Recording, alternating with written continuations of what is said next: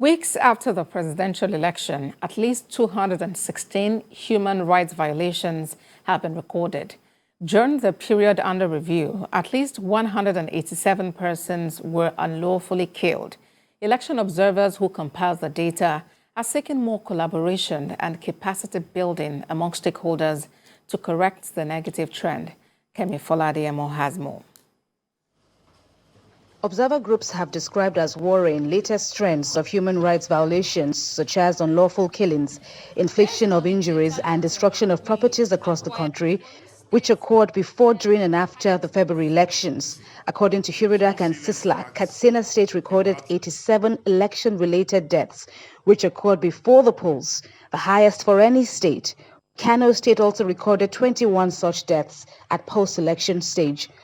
Citizens have the right to assemble, citizens have the right to elect whoever they want, and make sure that they demand accountability from such kind of person.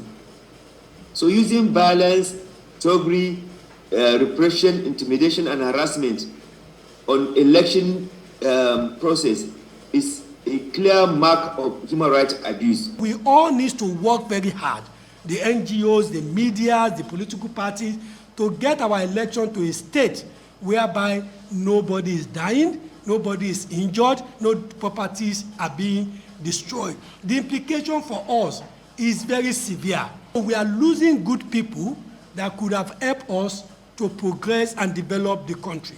So it is a challenge that we are throwing up, that we must stop a process whereby people are dying during elections.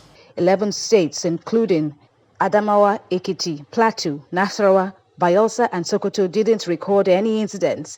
The group say this data was collated by multiple sources to guarantee their veracity. We recommend that National Human Rights Commission follow up on human rights violations and abuses that occurred to prevent a recurrence in subsequent elections. There needs to be measures in place to ensure that these victims get justice. The conversation must start getting to the point where we talk about how do we protect the human rights of people, and how will people's human rights to create a friendly environment for people to be able to even participate in the process, and they are sure that their life are safe. The activists call on stakeholders to do more to ensure eligible voters feel safe enough to come out and make their votes count.